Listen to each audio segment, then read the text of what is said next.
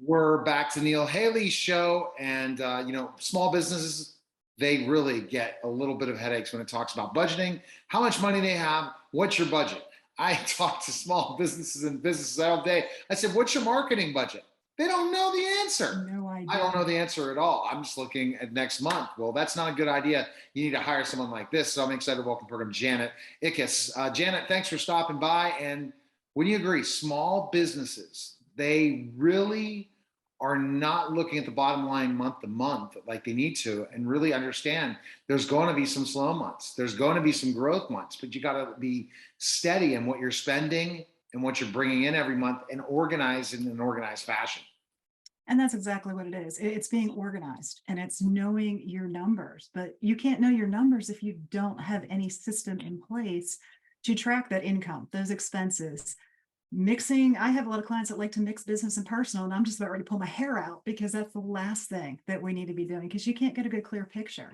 So I've been lovingly recalling them to as squirrels. They chase squirrels all day long. They never get around to working on their money. And that's what I help them to do. And what is the when you consult with somebody, what's the four alarm fire that they need to work with you? What are you seeing? That they're exhausted when it comes to money. It's the last thing on their plate. And that is the worst place for it to be. So I often get they're so exhausted juggling all those balls, or as I said, chasing all those squirrels, that those squirrels end up running off with all the profits at the end of the month. There's no money there. Well, why? Why have we not taking the time and committed to making sure we know exactly where that money's going? And it can be done in a simple way. And you can manage it without adding hours to your day if you know how. Well, definitely needed to contact you, but can you give me like three good tips for small businesses right now, what they need to start doing? Absolutely. One of the first thing is, as I mentioned a little bit ago, is making sure that you have separate accounts, one for your business, one for your personal. Too often they get commingled. And that is just a massive red flag on so many levels. Because one, you don't get a good picture. And two, you're inviting the auditors to welcome into not only your business, but your personal life as well, not where we want to go. In addition to that, making sure that you have a good accounting software in place. You got to get to reports. But to do that, you've got to have that system in place. So investing in a good accounting software that is going to give you not just the bookkeeping and the transactions, but the reports you need to make good business decisions. And lastly, making sure you, as I like to say, budget is simply a four-letter word. You need to have a budget in place. It's just a plan. So what is the reason some of these businesses you're working with, the budget? Why can't they stick to a budget? What is the fact? They're just constantly going and They never get around to it. That's what I have found so often is they haven't made it the priority it needs to be. They haven't realized that it is, I think they know that there's a priority. The problem is it's overwhelming to them because what I found is most of the small businesses, the last thing, they don't want to deal with numbers. They're overwhelming. I start talking debits and credits in my world, they start glazing over. And I think that's what happens is they get so overwhelmed by building out those numbers and that budget, it just terrifies them. So they I often get, yeah, they just like the fact that they're going to have to mhm, go through a budget. A budget's yeah, not a fun thing for anything. So when no. they hire someone like you, Janet, you kind of take them through the process and then connect Mhm. them to the right accountant, the right tools in place. And is it a long-term relationship, or is it Absolutely. because why? Because you're constantly helping them save money on taxes, save money on specific, or Mhm. run their business to the optimal level. Like you might see they're not spending enough in marketing. You might say you need to, right? Exactly, exactly. We take Because a look at all those numbers and then understand what those numbers are telling us and what are because the you numbers tell spending a on story. marketing? Is it really bringing in sales? Is it really bringing Exactly. ROI? All those things are so important. So you look at all the different things, your Mhm. operations costs. Yep. What do you see? There's a huge like discrepancy between certain expenses. What do you say then?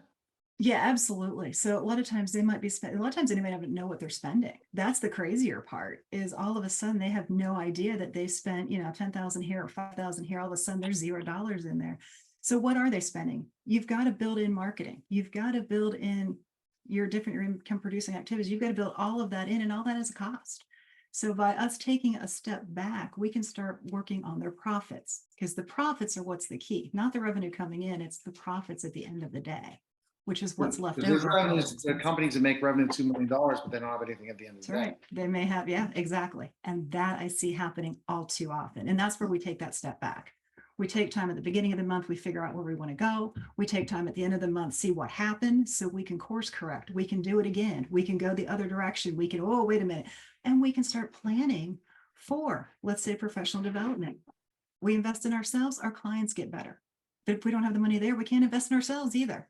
And that's what I help them to do. I love this information, because what it brings to the table is it helps you really understand what's happening with the business. And I think that what you're giving me today is definitely a thought process in structuring a business and talking to my clients about.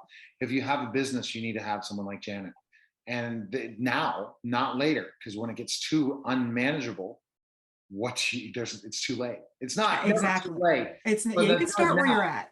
So what we need to do is have a blueprint for businesses. My business started from an idea and turned into all this, and before I know I'm there.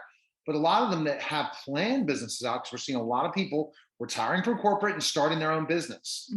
They need to have the right accounting structure in place and the right budget in place for their business before they even start. So then let's say, oh yeah, I did $5,000 in revenue this month, but I spent $10,000 out. Well, that's got to stop. Or how do you bring that revenue up? And how much do you see that the focus in sales is lacking? This is a big conversation I've been having, is that everyone thinks you can automate sales. You can't automate sales. Not at all. I don't know why they trust marketers to say you can automate your sales. That's not sales. That is leads. Yes, you can automate your leads, but it's up to you to sell them. And so you look at sales too, right? And say, how much time are you devoting into sales? Well, you're a definite someone that needs a contact. So you've seen gains from your clients where they're increasing their revenue a lot, right? Absolutely. You have that all on your website. And not just the revenue, it's their profits. It's that bottom line. I'm sorry, so when they have profits, the profit. At the end of the day, now we can start growing our business, because it's the profits that give us our paycheck. It's the profits that allow us to grow. It's the profits that allow us to move and be sustainable for the long term.